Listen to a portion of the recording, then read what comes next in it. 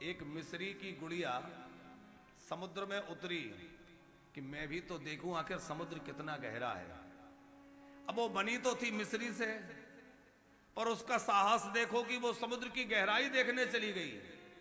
और समुद्र में जैसे ही उतरी तो जैसे जैसे नीचे जाती गई वो घुलती गई, और घुलते घुलते वो समुद्र में मिल गई।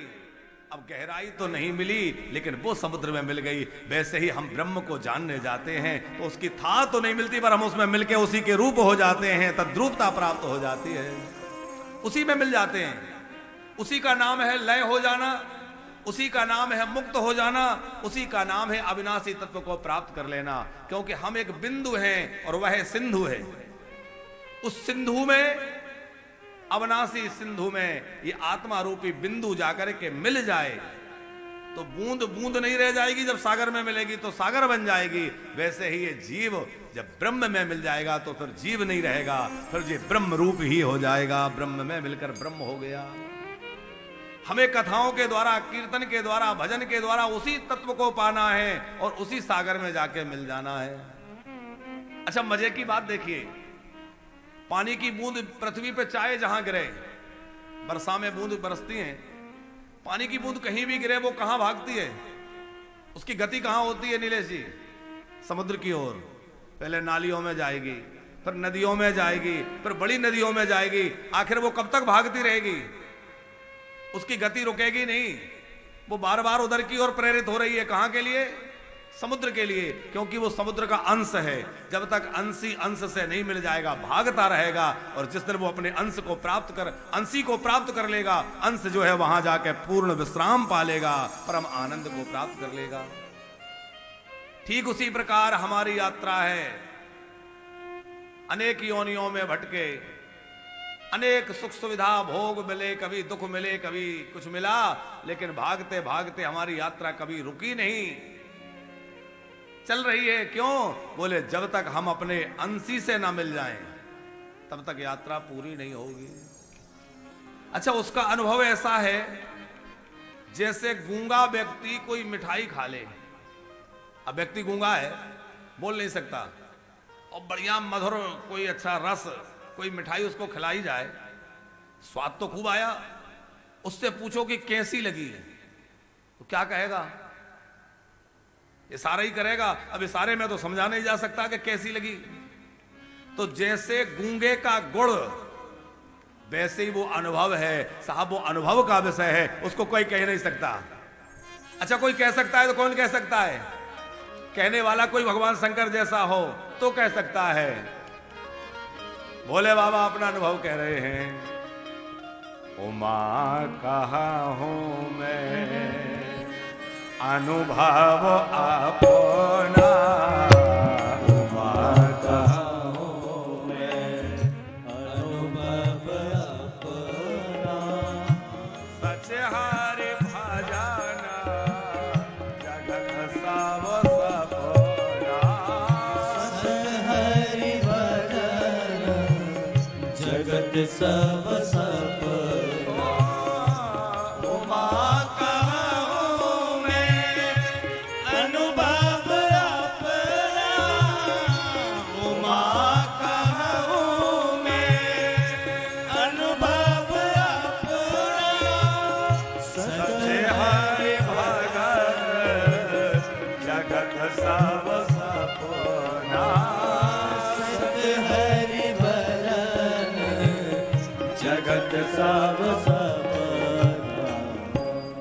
भोले बाबा ने अपनी समाधि में बैठकर ध्यान में अनुभव जो किया वो पार्वती जी से साझा कर रहे हैं। मेरा तो यही अनुभव है देवी, सब तजी भजन करहो दिन राती, सब तजी भजन करहो दिन राती। ओ भैया, भजन नहीं किया, संसार में मन लगाए रहे तो संसार कैसा है? बड़ा दुखदाई है। आहा। ये जगत तो बड़ा दुखदाई, ये जगत बड़ा दुखदाई, सुख की आसे तजो मेरे भाई, सुख की आस तजो मेरे भाई, सुख की आसे तजो मेरे भाई, सुख की आस तजो मेरे भाई।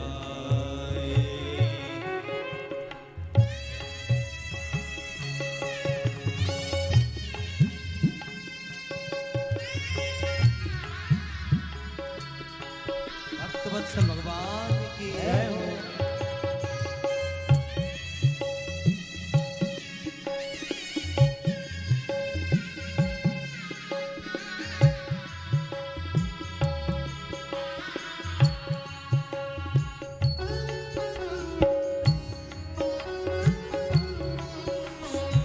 भोलेनाथ की जय हो।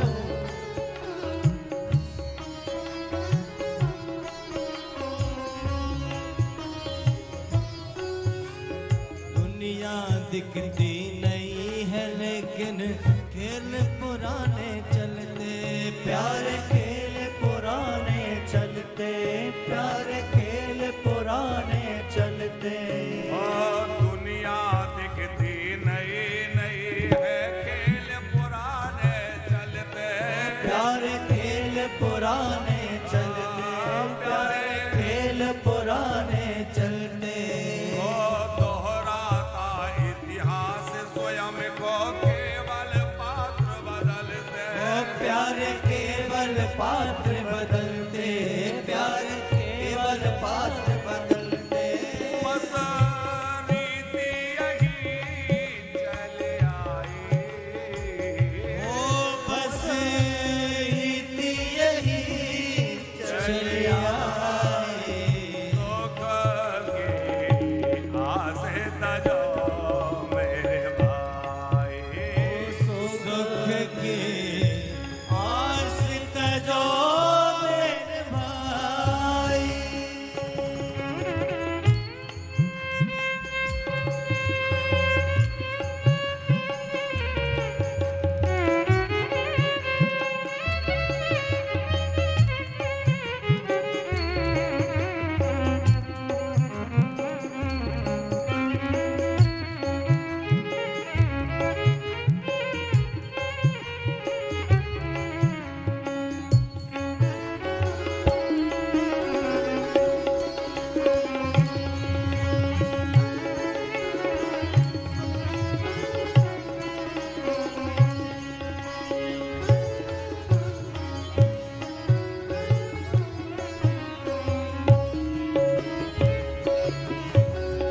झूठे रिश्ते झूठे नाते किसका कौन हुआ है, प्यार किसका कौन हुआ है, प्यार किसका कौन हुआ है। वो कब बाजी उल्टी पड़ जाए, जीवन एक जुआ है, प्यार जीवन एक जुआ है, प्यार जीवन एक जुआ है। ओ परछाई भी होती पराई, ओ परछाई भी होती पराई। सुख की आसे तजो मेरे भाई, सुख की आस तजो मेरे भाई। ये जगत बड़ा दुखदाई, ये जगत बड़ा दुखदाई। सुख की आसे तजो मेरे भाई, सुख की आस तजो मेरे भाई। सुख की आसे तजो मेरे भाई, ओ सुख की आस तजो मेरे भाई। संसार में सुख नहीं मिलेगा भैया, सुख तो जब मिलेगा तब राम भजन में मिलेगा, राम नाम में, शिव नाम में मिलेगा। कल हम लोगों ने खूब भगवान शंकर जी के विवाह का आनंद लिया। बड़े तरह तरह के भूत प्रेत बारात में नाच रहे थे। परम तरंगनी भूत सब नाचहि गावहि गीत। परम तरंगनी भूत सब। विविध प्रकार के भूत प्रेत जो है भगवान शंकर की बारात में चले, लोग भगवानी करने आए। अब कल तो झांकी आ गई तो हमने कथा का विस्तार नहीं किया। थोड़ी सी कथा शिव जी के विवाह की सुन के आनंद लेके आगे चलेंगे। अब लोग अगवानी करने आए, उन्होंने देखा तो आगे आगे देवताओं का समाज चला जा रहा है। और देवताओं को जब देखा तो उसमें आगे आगे चंद्र देवता। किसी के सुंदरता की उपमा देना हो तो लोग कहते हैं भैया इसका तो चंद्रमा सा मुख है, चंदा सा मुख है। तो चंद्रमा कितने सुंदर होंगे। और चंद्रमा सज धज के जब चले आ रहे तो लोगों ने कहा भाई यही दुल्हा है, पक्का यही दुल्हा है, इतना चमक रहा है। और जैसे ही पास में गए, माला पहनानी चाहिए, चंद्रमा ने कहा रोको रोको क्या बात है। अरे बोले आप दुल्हा हैं, हम स्वागत करने आए। बोले नहीं नहीं मैं दुल्हा नहीं हूं। नहीं है? अच्छा बाराती हो? बोले नहीं बाराती भी नहीं है। तो बोले हम लोग तो ऐसे ही तमाशा देखने आए हैं। दुल्हा कहाँ है और बारात कहाँ है? बोले दुल्हा और बारात सब पीछे आ रहे हैं। स्वागत वाले लोग थोड़े और पीछे हुए। वहां देखा तो सूर्य नारायण चले आ रहे हैं। उनका तो परम तेज देख करके लोगों को पक्का हो गया कि अब तो यही दुल्हा है। बोले नहीं नहीं मैं दुल्हा नहीं हूं, मेरा तो ये उजाला उजाला करने का काम उनके यहाँ है, सेवा है, बाकी दुल्हा तो पीछे है। और पीछे बड़े कुबेर चले आ रहे हैं। भाई कुबेर का ठाट बाट देख के लग गया ये दुल्हा है।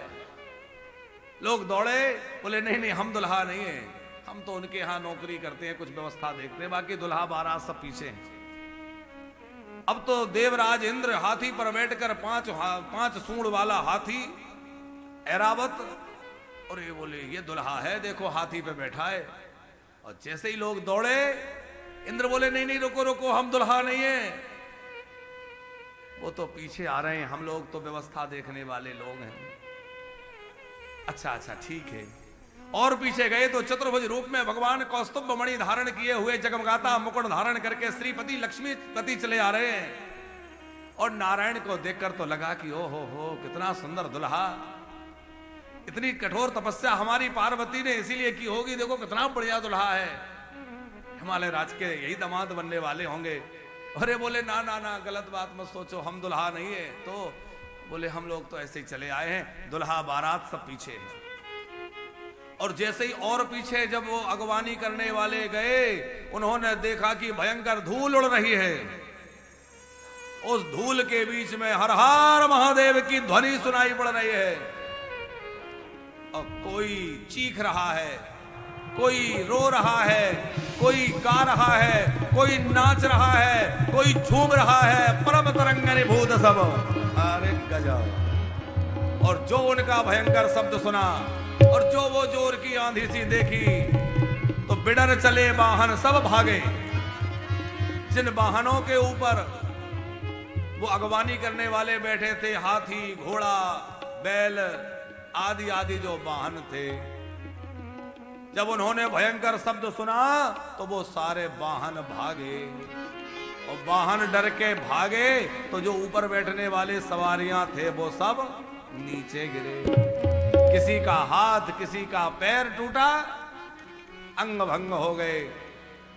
राजाधिराज की बेटी का विवाह है। अब ये तो नहीं कह सकते कि बारात अच्छी नहीं है, और ये तो बिल्कुल नहीं कह सकते कि दुल्हा अच्छा नहीं है। भैया राजा की बेटी कौन कहे। अच्छा बारात आ गई राजपूत जी। अब बोले बारात का सत्कार करने जाओ। तो बड़े लोगों के शादी ब्याह जब होते हैं तो अलग अलग लोगों को जिम्मेवारी दी जाती है, तुम्हें ये देखना है, तुम्हें ये देखना है, तुम्हें ये देखना है। तो स्वागत समिति बनी हुई थी। तो ये स्वागत वाली समिति एक थी जो अगवानी करने गई। अब इसी की जिम्मेवारी थी कि जब बारात आएगी तो उनको जलपान कराना और उनको ब्रेकफास्ट कराना है। अब इनको ब्रेकफास्ट कौन कराए। अब वो एक बार देख आए थे, मंजर देख लिया था। अब उनसे लोग कहे जाओ जाओ बारात आ गई, जाओ स्वागत करो और किसी को भेज दो। अब ये नहीं कहें कि बात क्या है।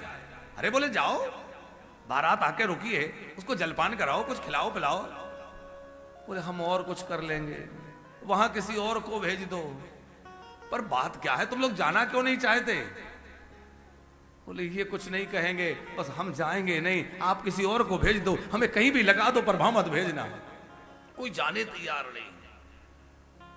बड़ी देर हो गई, जब कोई अगवानी करने के लिए कोई नहीं आया, स्वागत सत्कार। अच्छा देवता तो होशियार हैं, जनवासे थे तो देवता जा जा करके अपनी अपनी व्यवस्था देख के ठहर गए। भोले बाबा अपने समाज के साथ बड़ी देर तक खड़े रहे, कोई व्यवस्था नहीं मिली। गणों ने कहा बाबा कब तक खड़े रहेंगे? भोले बाबा बोले कोई बात नहीं है, हमारा स्थान तो हर एक गांव में नगर में सब जगह होता ही है, तो हम लोग अपने स्थान पे चले। तो देखा कहां शमशान है, और भोले बाबा जो है अपने समाज को लेकर के शमशान में पहुंच गए। अब देवता चकाचक रसगुल्ला खा रहे हैं, शरबत पी रहे हैं। किसी को ध्यान आया, भैया ये बात बताओ, हम लोग तो खाने पीने में मौज कर रहे हैं, पर ये तो पता लगाओ दुल्हा कहां है? भगवान विष्णु बोले कहीं लौट के चले गए तो हम लोग क्या करेंगे? अरे विवाह तो उनका होना है, ढूंढो ढूंढो कहां है?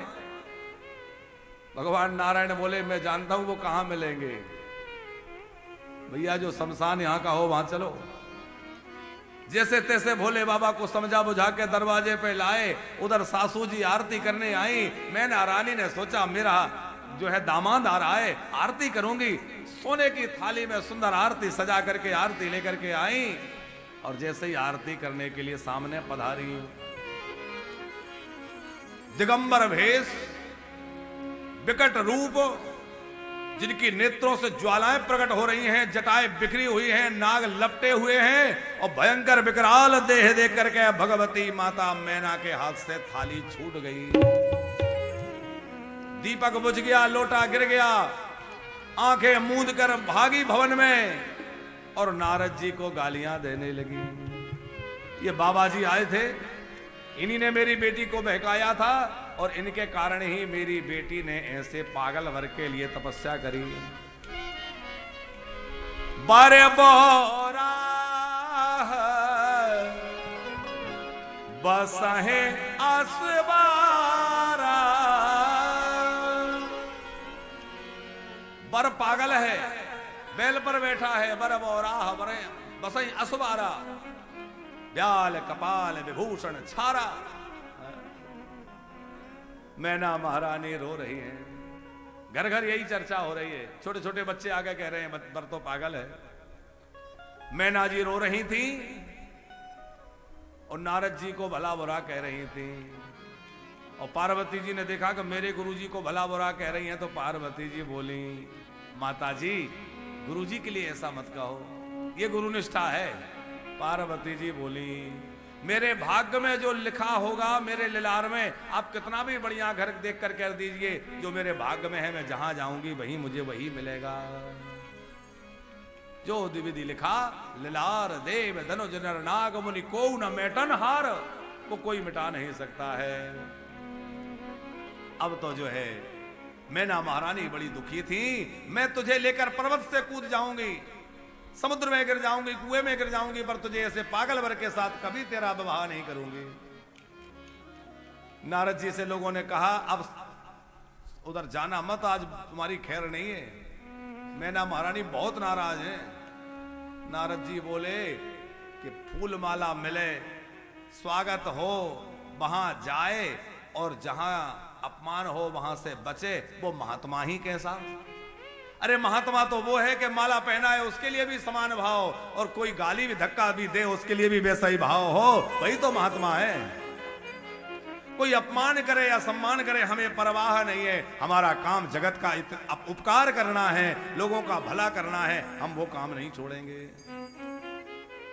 संत का काम क्या है? बोले संत का काम है चाहे कोई आपको प्रेम से बुलाए, चाहे आपकी कोई निंदा करे, लेकिन संत सबका हित चाहते हैं। जो हाथ पुष्प को तोड़ता है, पुष्प तोड़ने आप गए, एक हाथ पुष्प को तोड़ रहा है और दूसरा संभाल रहा है, इससे तोड़ा इसमें रखा, तो तोड़ने हाले हाथ को भी पुष्प उतनी ही सुगंध देता है और संभालने वाले को भी उतनी ही सुगंध देता है। उसी प्रकार भैया अपमान करने वाले को भी उतना ही हित करे और सम्मान वाले को भी उतना ही हित करे। सम सुगंध कर दो, वही तो साधु है। नारद जी महाराज सप्तऋषियों को लेकर के पधारे। मैना महारानी तो क्रोध में लाल पीली हो रही थी। आकर समझाया, मां जरा ध्यान से देखो तो सही, ये तुम्हारी बेटी कौन है? पूर्व जन्म की कथा सुनाई। ये भगवती सती माता है जो तुम्हारी पुत्री बनी है, ये तो तुम्हारा सौभाग्य है। और जो दुल्हा है वो कोई और नहीं है, सदा शिव है और शिव कल्याण रूप है। ये तो उनकी लीला है। संतों में कैसी निष्ठा है। जैसे सप्तऋषियों ने नारद जी ने समझाया, मैना महारानी राजी हो गई। और अब की बार जब मंडप में आई वर का दर्शन करने, तो भोले बाबा ने ऐसा सुंदर रूप बना लिया। पंकज जी, ये भोले बाबा ने नाटक किया था कि इतना भयंकर रूप बना लिया डराने के लिए, कुछ ससुराल में थोड़ा आमोद प्रमोद हो। बाकी शंकर जी ना तो भयंकर हैं ना विकराल हैं। भगवान शंकर बड़े सौम्य हैं, बड़े सुंदर हैं, गौर वर्ण है, बड़ा सुंदर स्वरूप है। कैसा स्वरूप बना लिया? शिव महापुराण में ब्रह्मा जी नारद जी को कह रहे हैं, यद दृष्ट्वा सुंदराम शंभो स्वरूपम मनमथाधिकम अतिहत्वा मुने त्वं हि लावण्य परमायनम। कैसा मनोहर रूप शिवजी ने बनाया। बोले कामदेव ही जिनकी शोभा को देख के लज्जित हो जाए। मनमताधिकम, मनमथ से भी अधिक सुंदर शंकर जी बन गए, क्योंकि शिवजी तो अत्यंत सुंदर हैं, अत्यंत सौम्य हैं। पर वो कभी कभी संहार लीला करने के लिए विकराल रूप धारण कर लेते हैं। ऐसे नहीं है। भोले बाबा का स्वरूप बड़ा प्यारा है, बहुत सुंदर है। फिर तो बड़ी सुंदर विवाह की विधि भई और सुंदर वेदी बनी। सुंदर वेदी में विवाह का सब विधान हुआ।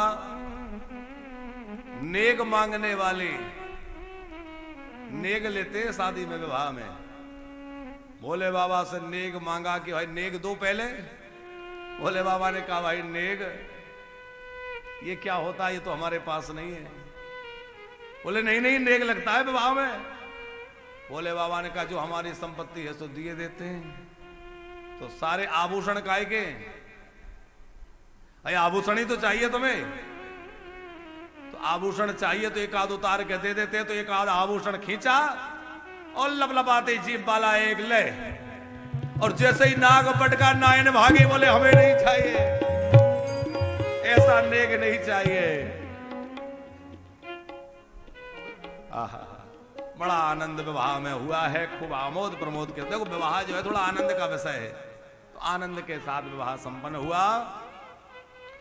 और आनंद का उत्सव का समय है, तो कुछ बात शंकर जी के लिए हम कह दें। महापुरुषों ने कहा है कि भगवान शंकर का जो समाज है अथवा भगवान शंकर का जो परिवार है वो कैसा है कि आप को वाहन बैल बलि बनता हूं को वाहन सिंह ही पेखई, और मूस को वाहन है सुत एक को दूजो मयूर को पच विषेखई। भूषण है कवि चैन पनंद के बैर परे सब ते सब लेखई, और तीनों लोक के ईस गिरीश जोगी भये घर की गरी देख। ससुराल के लोग क्या कह रहे हैं? अरे बोले इसीलिए ये योगी हो गए। किस लिए? आपको वाहन बैल बलि, खुद का वाहन है बैल और पत्नी का वाहन है सिंह। एक बेटे का वाहन है चूहा, दूसरे बेटे का वाहन है मोर। खुद के गले में नाग है। और भैया सब विषमताएं परिवार में भरी हैं। तो परिवार की विषमताओं को देख के बोले तीनों लोक के ईस गिरीश जोगी भय घर की गति देख के, घर की गति देख के जोगी हो गए। बोले हम तो समाधि में चले जा रहे हैं, इनको कब तक समझाएं। पर ये तो विनोद की बात है। बाकी बात यह है कि कैसे परस्पर विरोधी भी शिव जी के शरण में जाने से बैर भाव त्याग देते हैं। शिव जी के परिवार में कितनी विषमता है, फिर भी कितना आनंद है। माता पार्वती का वाहन सिंह है और भोले बाबा का वाहन बैल है। सिंह बैल को खा जाता है, लेकिन वहां सिंह जो है वो बैल को भय नहीं दिखा रहा है। गणेश जी का वाहन चूहा है, भोले बाबा के गले में सर्प है, सर्पों का भोजन चूहा है। और सर्पों को चूहा दिख जाए तो ऐसा लगता है जैसे बहुत बढ़िया रसमलाई या कोई बढ़िया मिठाई किसी को मिल जाए है। लेकिन चूहे को देख करके सर्प उसको निगलता नहीं है। मोर का मुख्य भोजन क्या है? सर्प। और कार्तिकेय जी के वाहन मोर हैं और भोले बाबा के गले में सर्प हैं, पर वो मयूर कभी सर्पों को खाता नहीं है? परस्पर सब विरोधी हैं। एक और तो सिर में गंगा जी हैं, जल की धारा, और दूसरे चंद्रमा है जो दमक रहा है। तो अग्नि तत्व और जल तत्व दोनों एक साथ विराजमान है, पर परस्पर कोई विरोध नहीं। तो भोले बाबा की शरण में जाकर के जो परस्पर सहज बैर रखने वाले हैं, उनमें भी बैर मिट जाता है। हम लोग भी शिव की आराधना करेंगे तो परिवार में जो बैर हो रहा है, जो झगड़ा चल रहा है, वो सब मिट जाएगा और परिवार में सुमति आ जाएगी। आज घर घर में महाभारत हो रहा है, पति पत्नी में झगड़े मचे, भाई भाई में केस चल रहा है।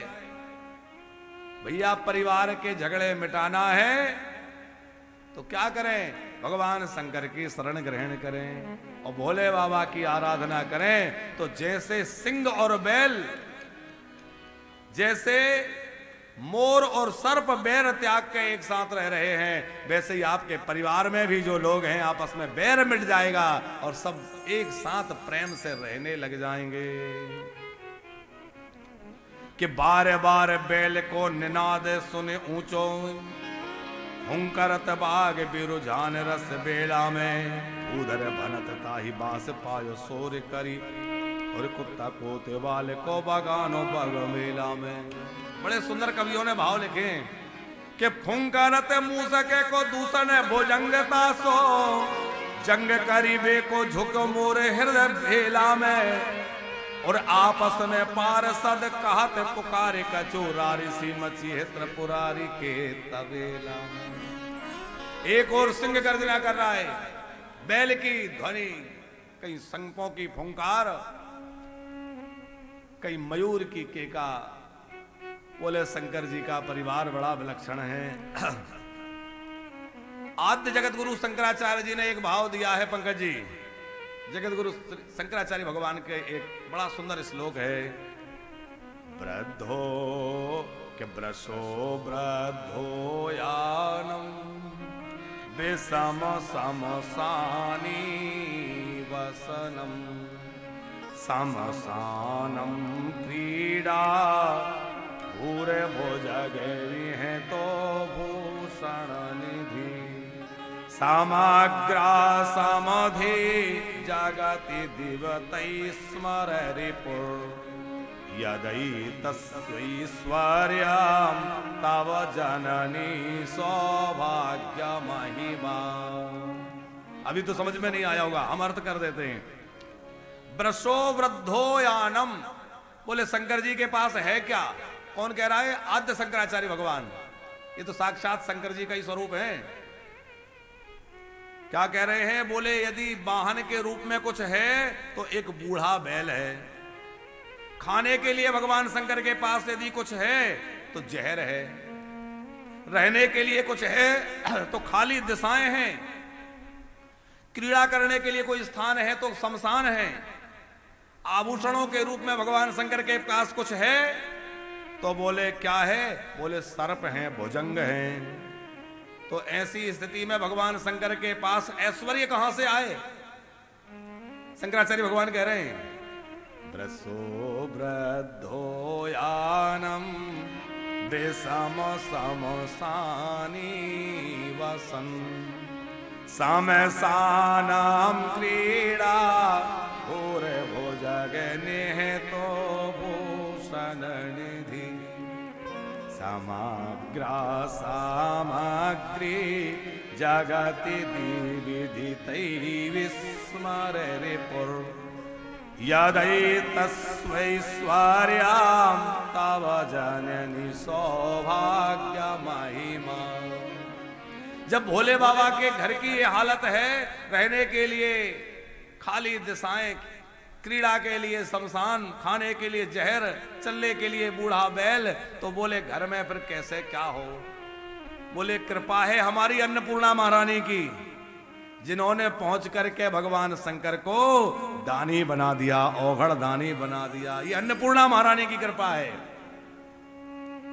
स्वयं पंचमुखा पुत्रा गजानन सडाननौ दिगंबरा कथम जीवेदन अन्नपूर्णा न चेद्ग्रहे। शंकराचार्य भगवान कहते हैं कि खुद के 5 मुंह हैं, बेटे के हाथी का मुंह है, एक और बेटा हुआ उसके 6 मुंह हैं, और इतने मुंह वाले हैं। अरे एक मुंह हो तो उनका पेट भर जाए, इतने मुंह वाले लोग हैं तो पेट कैसे भरे। बोले कृपा है अन्नपूर्णा की, जो अन्नपूर्णा घर में पहुंच गई तो पूर्व पड़ने लगी। दिगंबर कथम जीवेनो अन्नपूर्णा न चेत ग्रहे। अन्नपूर्णा घर में नहीं आती तो भोले बाबा का क्या होता। और इसी श्लोक का भाव किसी संत ने किया है पंकज जी। काहे न मांगत भीख फिरे घर में नहीं एक अन्न अधेला।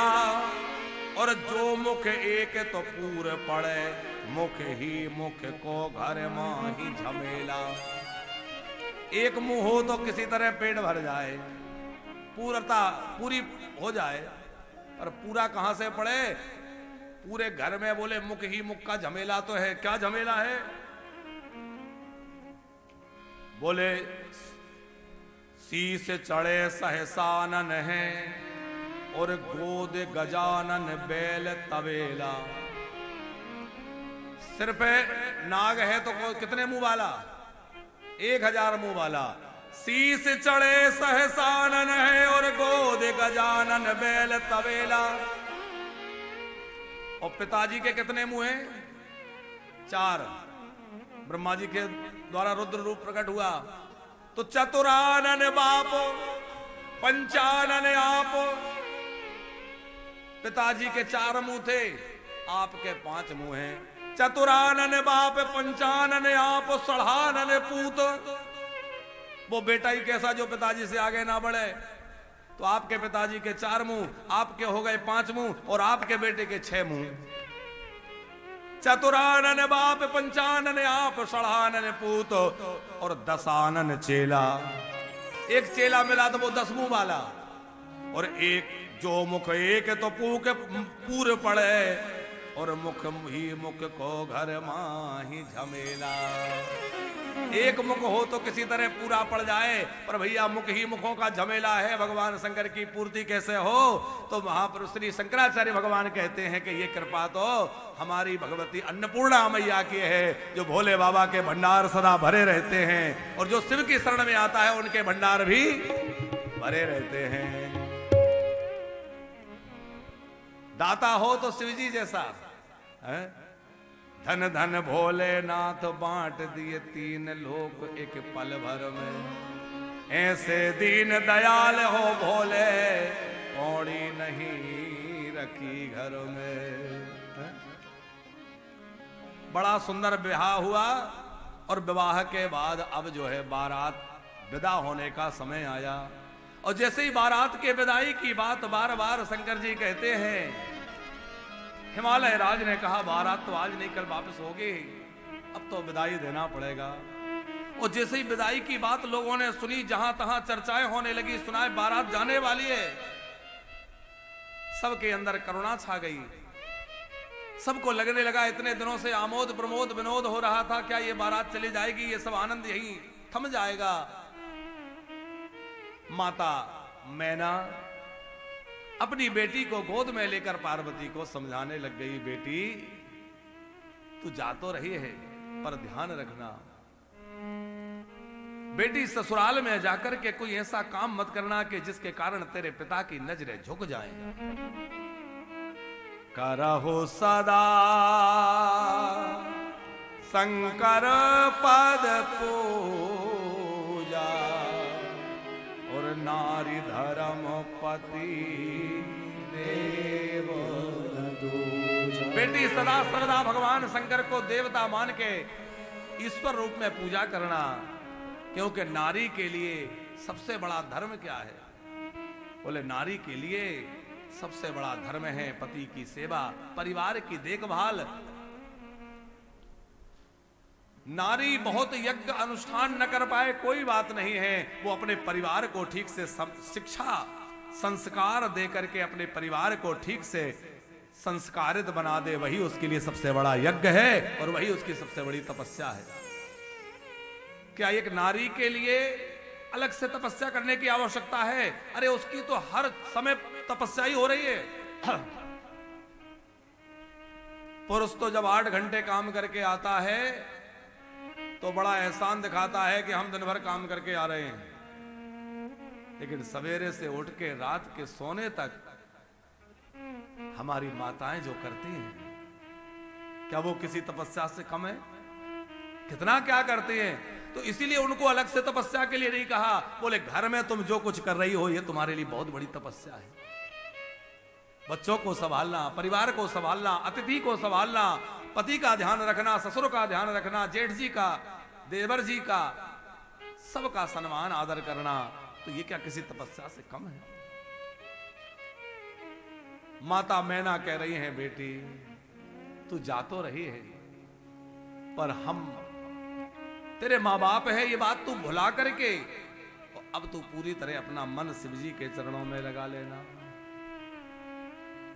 रो करके माता मैना ने कहा, कति जग सृजी नारी जग माही और पराधीन सपने सुख नाही। आखिर विधाता ने स्त्री को जन्म ही क्यों दिया? जन्म के बाद वो पिता के अधीन रहती है, विवाह के बाद पति के अधीन रहना होता है और बुढ़ापे में बच्चे के अधीन रहना होता है। तो पूरा जीवन ही एक स्त्री का अधीनता में चला जाता है। वो स्वतंत्र कहां है? पूरा जीवन उसका पराधीनता में बीत रहा है। पराधीन सपने सुख नाही। लेकिन ध्यान रखना, जब बहू लेकर आओ तो ये बात याद रखना, कोई मां ने अपने हृदय का टुकड़ा आपके साथ भेजा, किसी पिता ने अपनी प्राणों से प्यारी बेटी आपके घर में भेज दी। वो तुम्हारे घर की नौकरानी नहीं है, वो तुम्हारे घर की लक्ष्मी है साहब। उसका आदर करना, लक्ष्मी का सत्कार होना चाहिए, तिरस्कार नहीं होना चाहिए। और जिस घर में बहुओं का तिरस्कार होता है ना, उस घर में लक्ष्मी भी विदा हो जाती हैं कि मैं लक्ष्मी बनकर तेरे घर में बहू बनकर के आई, उसका तो तू अपमान करता है और मुझे भजता है। बहू को नौकरानी समझने वाले बहुत बड़े अपराधी हैं। वो नौकरानी नहीं है, वो घर की लक्ष्मी है, घर का ऐश्वर्य है, घर की देवी है, घर की रानी है। उसके नाम आपके नाम के आगे जुड़ा है बहु रानी। और उस बहु रानी का कर्तव्य भी है कि जब वो ससुराल आए तो वो ये समझे मेरे माता पिता जन्म देने वाले तो वो हैं, जीवन भर छूटेंगे नहीं, लेकिन अब मुझे एक और माता पिता प्रभु ने दे दिए हैं। अभी तक मेरे केवल एक माता पिता थे, अब मेरे 2-2 माता पिता हैं, ये भी मेरे माता पिता हैं। मैं इनकी प्राणपण से सेवा करूंगी, कभी इनकी आंख से आंसू नहीं झलकने दूंगी। आप विचार करिए, बहू यदि सास ससुर का आदर करने लगे और सास ससुर बहू को बेटी मान के प्रेम करने लग जाए, किसी घर में झगड़ा होगा? किसी घर में परेशानी होगी?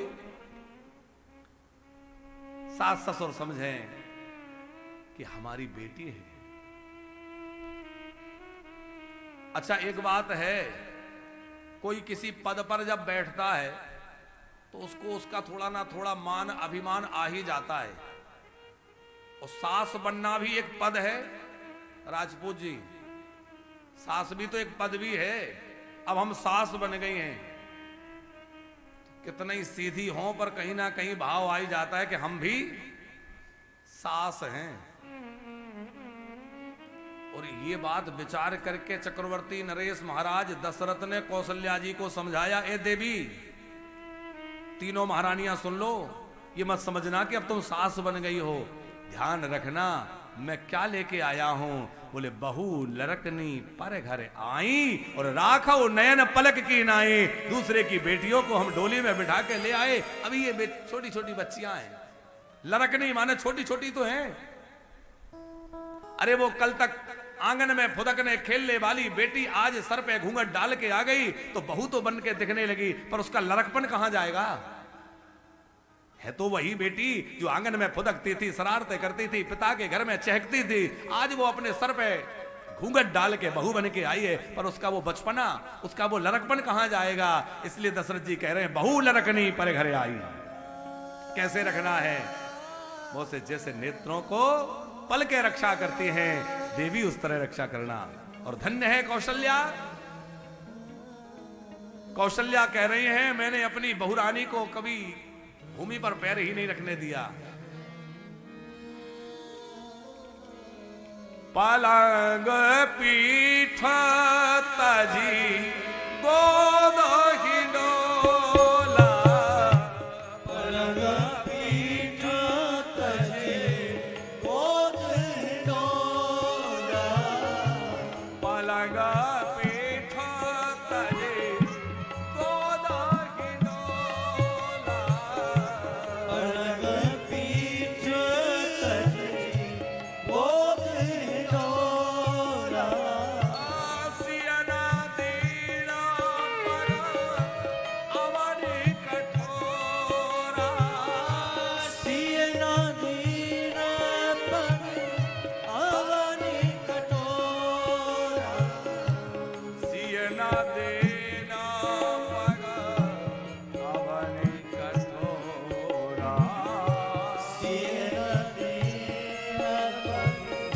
अवनी कठोरा, दीप बाते नहीं तारण कहे, दीप बाती नहीं तारन कर।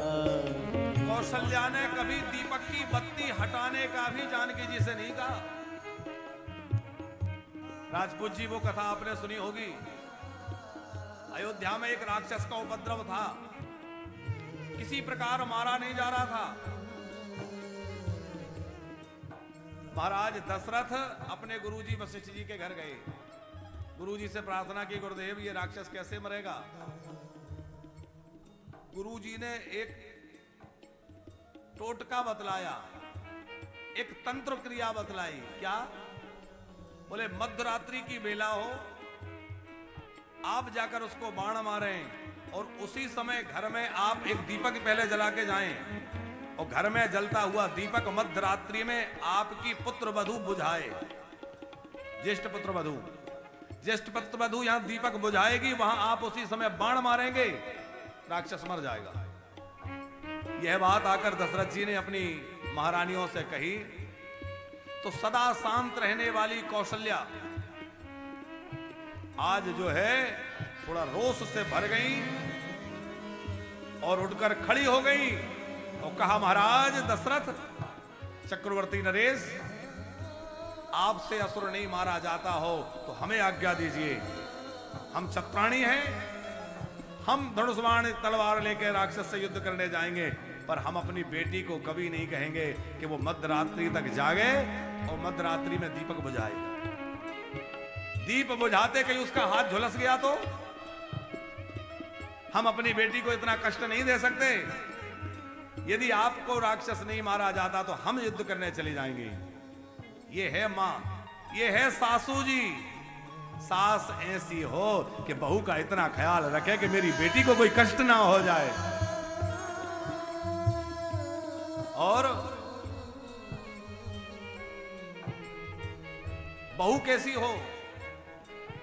जिस समय राम जी वन यात्रा पर जा रहे थे, जानकी जी आई। जानकी जी ने राम जी से थोड़ी प्रार्थना की साथ चलने के लिए, तो जानकी के नेत्रों से अविरल आंसू बह रहे थे।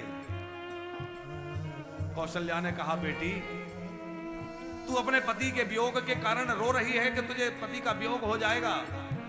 जानकी बोली, ना, मेरे आंसू इसलिए नहीं बह रहे कि मुझे पति का वियोग सहना पड़ेगा। मेरे आंसू इसलिए गिर रहे हैं कि आज मुझे आपकी उपस्थिति में इनसे बातचीत करना पड़ रहा है, क्योंकि जब से विवाह हुआ है आप बड़ों की उपस्थिति में मैंने अपने पतिदेव से कभी कोई बातचीत नहीं की, कभी उनसे संवाद नहीं किया। पर आज परिस्थिति ऐसी है, कितना आदर अपनी सासू का होगा।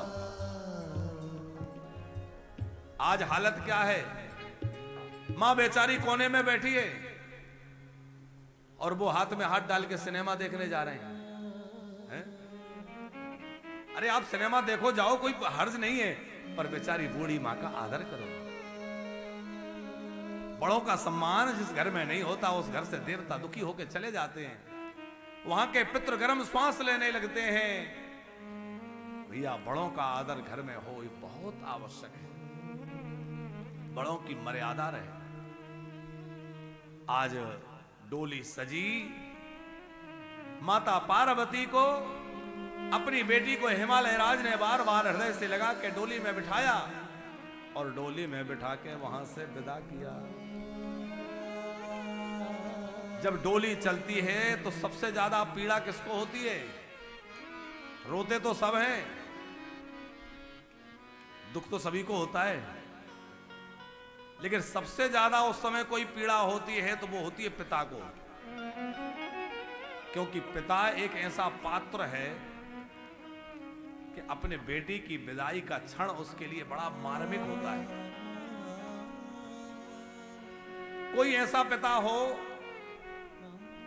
जो अपने किसी दुख के अवसर पर ना रोया हो, कोई ऐसा हृदय वाला व्यक्ति हो कि कभी रोया ही ना हो, वो पिता भी जब अपनी बेटी को डोली में बिठाता है, विदा करता है, तो साहब उसको लगता है मेरा हृदय फट पड़ेगा, और वो अपने आप को रोक नहीं पाता है। उसको लगता है मैं क्या करूं, क्योंकि जब किसी की मां मरती है ना, तो मां के जाने के बाद उसके घर में बेटी का जन्म हुआ तो उसको लगता है मेरी मां ही मेरी बेटी बन के आ गई। उसको अपनी बेटी में अपनी मां दिखाई देती है। मां पूछती थी तूने भोजन किया कि नहीं, खाना खाया कि नहीं, ऐसे बेटी भी पूछती है पिताजी आपने खाना खाया। अच्छा, किसी दिन पिता यदि परेशान है, बेटा उस बात को अनुभव नहीं कर सकेगा, लेकिन बेटी जान जाएगी और बेटी धीरे से पास में आके पूछती है पिताजी क्या बात है, आज आप कुछ परेशान हैं, क्या हो गया। यदि पिताजी ने भोजन कम किया, एक रोटी भी कम खाई ना, तो बेटी को ध्यान रहता है पिताजी कुछ ना कुछ बात है, आज आपने एक रोटी कम खाई है, आप भोजन इतना नहीं करते, आप अच्छे से भोजन करते हैं, आज आपने कम खाया, क्या बात है। कई बार बेटे को तो होश भी नहीं रहता कि पिताजी ने भोजन किया भी है कि नहीं किया, लेकिन बेटी मां की तरह ध्यान रखती है पिताजी आपने दवाई ली,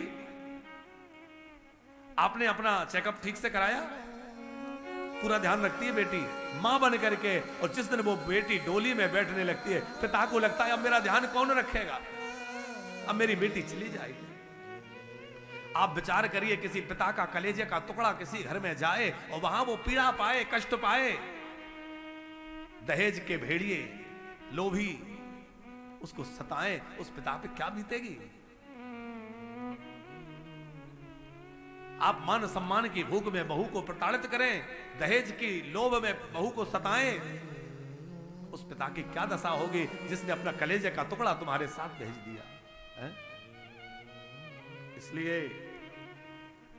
जब बहू आए तो उसका बड़ा सम्मान हो, बड़ा आदर हो।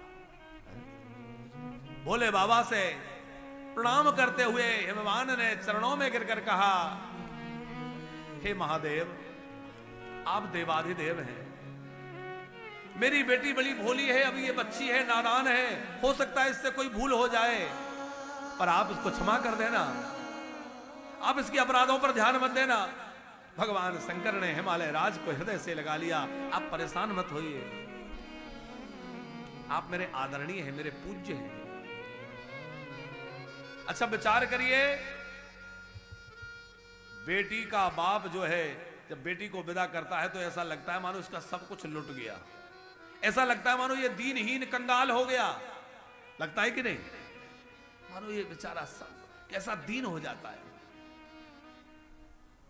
झुक जाता है। उस समय बेटी के पिता के लिए क्या होना चाहिए? बोले जो बेटे का बाप है उसको चाहिए कि हृदय से लगा के कहे आप दिल छोटा मत करिए, आप छोटे नहीं मैं छोटा हूं, क्योंकि आपने तो दान दिया है और मैंने दान लिया है। दान देने वाला बड़ा होता है, दान लेने वाला छोटा होता है। आपने अपनी बेटी का दान किया है, आप बहुत बड़े दानी हैं, और मैं तो कंगाल जो आपकी बेटी को झोली फैला के ले रहा हूं। दशरथ जी को प्रणाम करने लगे जनक जी, राजपूत जी, तो जनक जी को प्रणाम नहीं करने दिया दशरथ जी ने, आप प्रणाम मत करिए। जनक जी ने कहा मैं बेटी का पिता हूं, बोले इसीलिए तो प्रणाम मत करिए, क्योंकि आप दानी हैं, आपने 4 अमूल रत्न मुझे दिए हैं जिसका कर्ज मैं जीवन भर चुका नहीं सकता। आपने मुझे जो दान दिया है कि बेटियों इतना अमूल धन मुझे दे रहे हो, इसका ऋण मैं कैसे चुकाऊंगा? भगवान शंकर की बारात कैलाश पर आई है। कैलाश पर आकर के नित्य नए नए उत्सव होने लगे। सब शिवगण रुद्रगण आनंद विभोर है, हमारी मां आई हैं। कैलाश पर गणों का बड़ा आनंद है। सब देवता जो है यथा योग सम्मानित होकर के अपने अपने लोगों को लौट गए। शिवा के साथ भगवान शंकर का दिव्य विहार कैलाश पर है, गण सेवा में समर्पित हैं। और ब्रह्मा जी कथा कह रहे हैं, शिवासा भगवान साक्षात कैलास जगमाद्य था, सौख्यम चा विविधाम चक्र गणः सर्वे सुहर्षिता, गणः सर्वे सुहर्षिता। सारे गण हर्षित होकर झूम रहे, नाच रहे, उत्सव मना रहे हैं। हिमालय की उपत्यकाओं में भगवान शिव और भगवती सती देव वर्षों के प्रमाण से 1000 वर्षों तक विराजमान रहे। अब देवता तो चाहते थे शिव जी के विवाह के बाद पुत्र होगा, और शिव पुत्र जो है तारकासुर का वध करेगा, जिससे हम देव सुखी हो जाएंगे। अब सबके मन में यही अभिलाषा है कि शिव जी के यहां पुत्र कब होगा। 1000 वर्ष बीत गए, अभी तक कोई समाचार नहीं मिला। तो देवता बेचारे तारकासुर के भय से सुमेरु पर्वत की गुफा में एकत्रित हुए, मंत्रणा करने लगे क्या करना चाहिए। सब बोले कि ब्रह्मा जी के पास चलो, वही हमारे रक्षक हैं। ब्रह्मा जी से प्रार्थना की।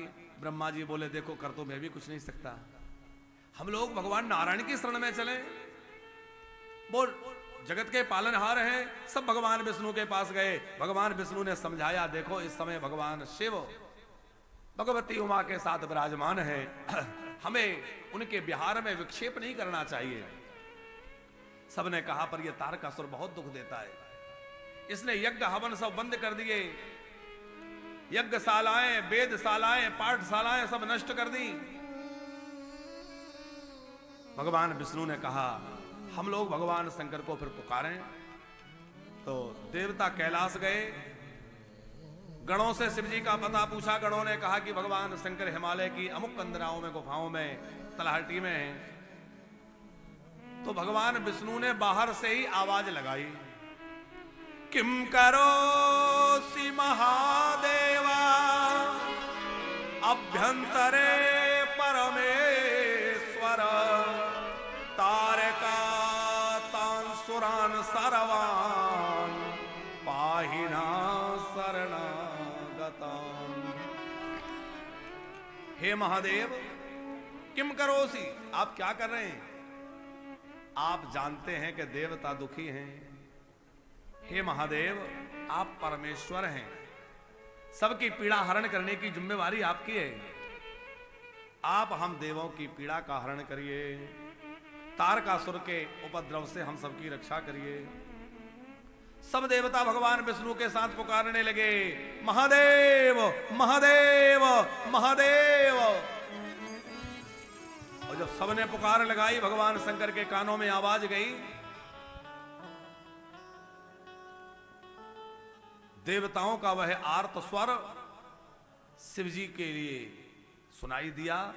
भगवान शंकर जो है वहां से निकल करके बाहर आए और भगवान शिव को आया हुआ देखकर देवताओं ने स्तुति की। देव कार्यम पुरो विभो रक्ष देवान महेश्वर जहि दैत्यान कृपाम कृत्वा तारकादीन महाप्रभो। हे भगवान शिव, आप जो है इस तारकासुर से हमारी रक्षा कीजिए। महादेव की लीला, भगवान शंकर जब वहां आए तो शिव का अमोघ तेज स्खलित हो गया। शिव शुक्र स्खलित हुआ।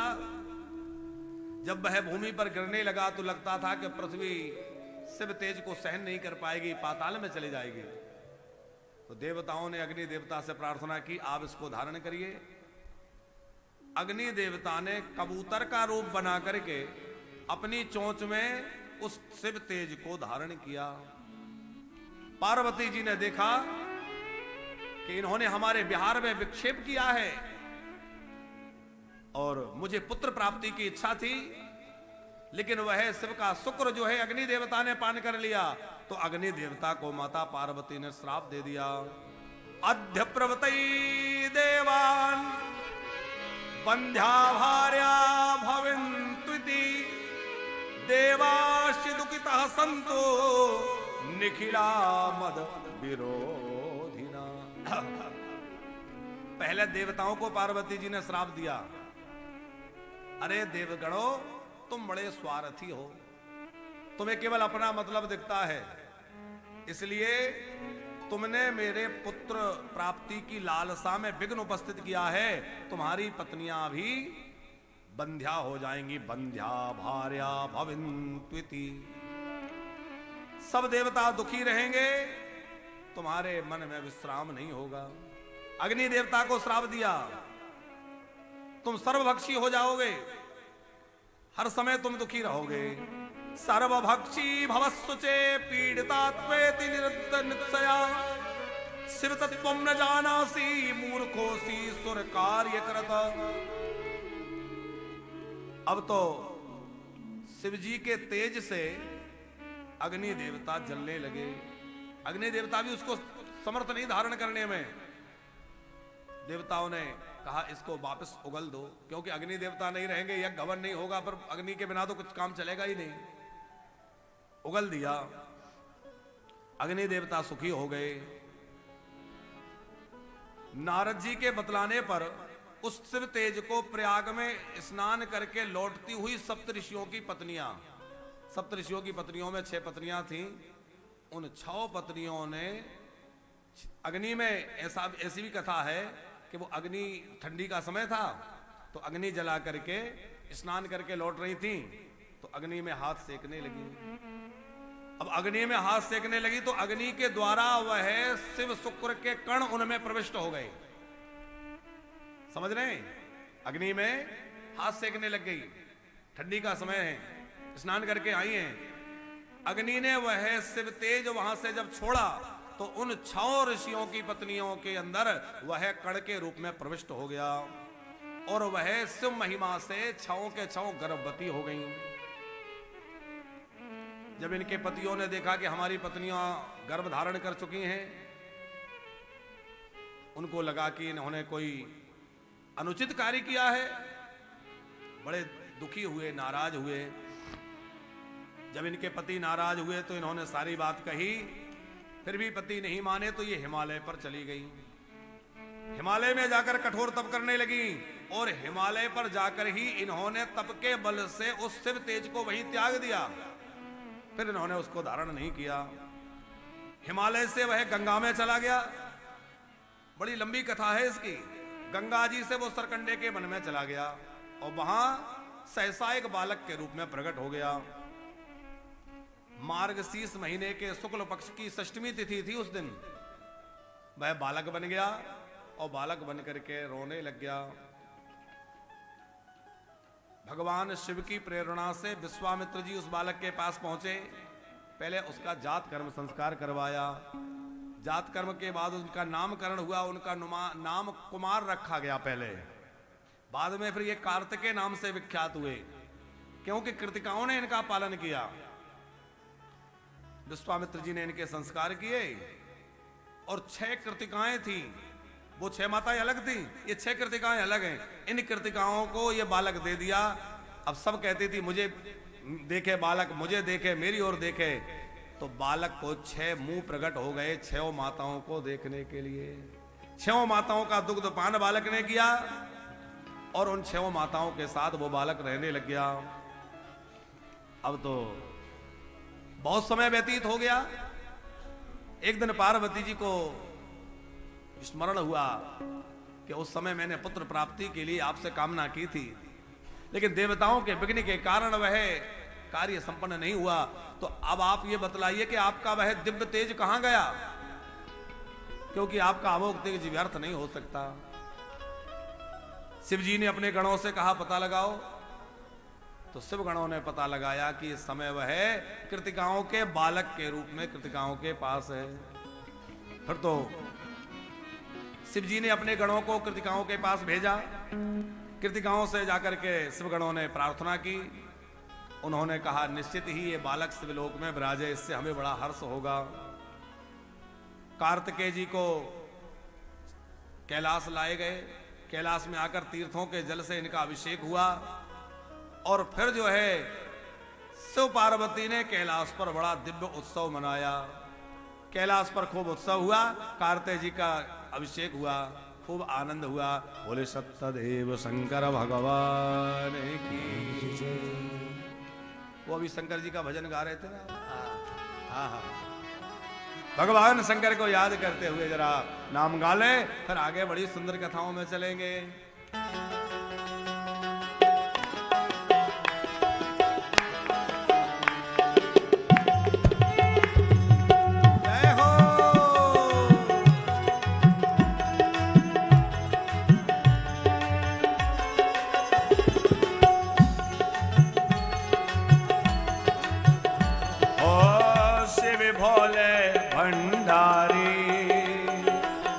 शिव भोले भंडारी शरण हम आए तिहारी। शिव भोले भंडारी शरण हम आए तिहारी। आए तिहारी बाबा आए तिहारी। आए तिहारी बाबा आए तिहारी। आए तिहारी बाबा आए तिहारी। ओ आए तिहारी बाबा रखियो लाज हमारी शरण हम आए तिहारी। रखियो लाज हमारी शरण हम आए तिहारी। ओ शिव भोले भंडारी शरण हम आए तिहारी। शिव भोले भंडारी शरण हम आए तिहारी।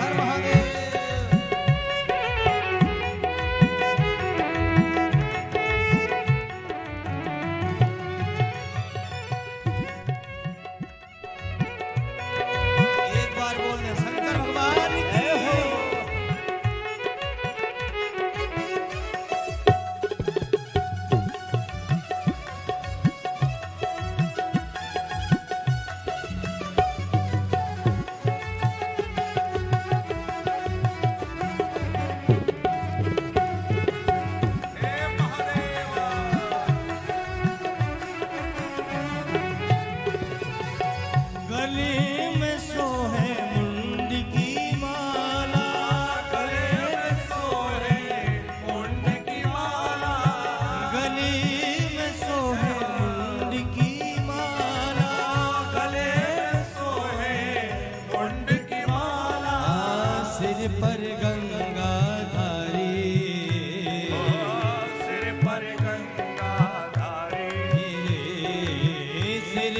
गंगाधारी शरण हम आए तिहारी।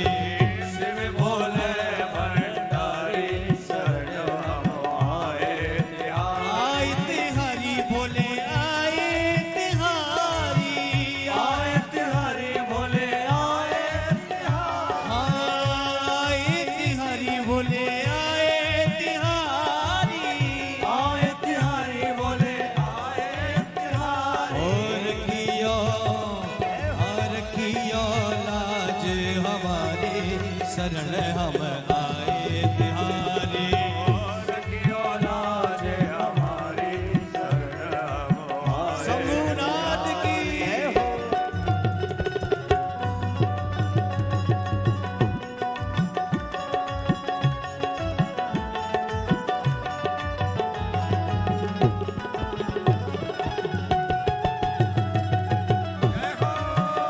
हे भोले।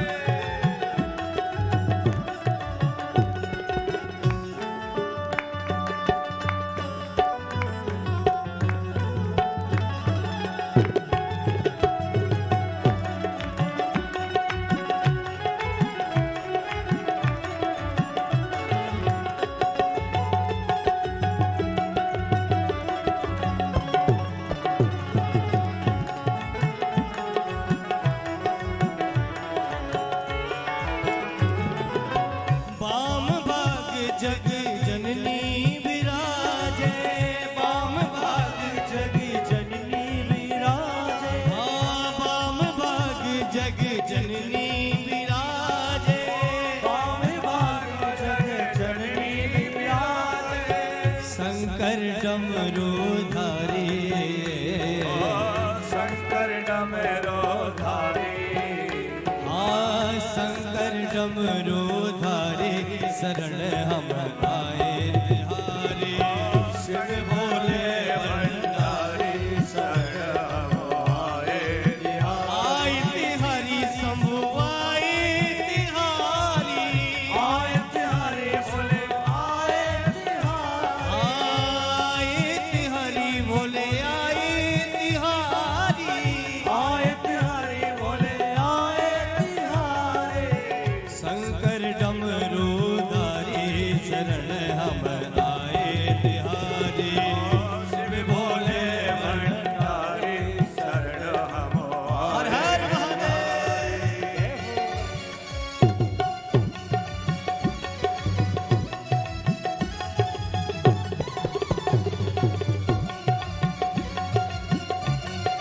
भाव से बोले शंकर भगवान की।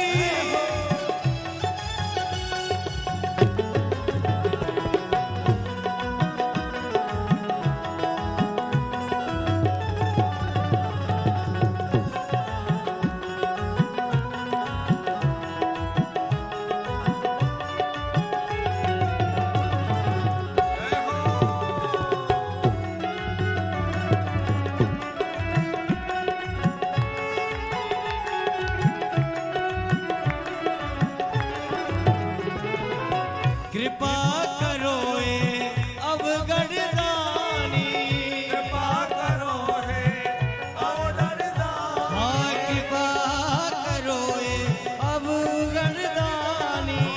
कृपा करो हे अवधर दानी। भक्तों के हितकारी। भक्तों के हितकारी शरण हम आए तिहारी। शिव भोले भंडारी शरण हम आए तिहारी। ओ आए तिहारी भोले आए तिहारी। आए तिहारी भोले आए तिहारी। ओ आए तिहारी भोले आए तिहारी। आए तिहारी भोले आए तिहारी। ओ रखियो लाज हमारी शरण हम आए तिहारी। रखियो लाज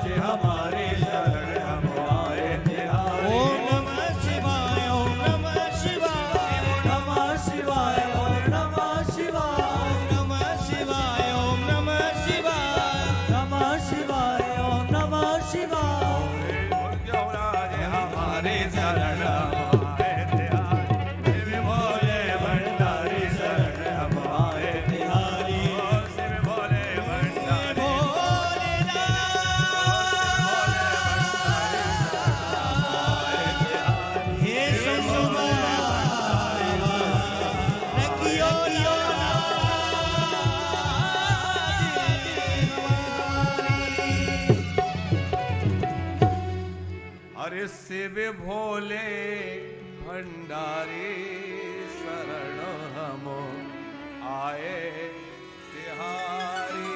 शिव भोले भंडारी शरण आए तिहारी। बोले गौरी शंकर भगवान की की जय, कार्तिकेय जी महाराज की जय हो।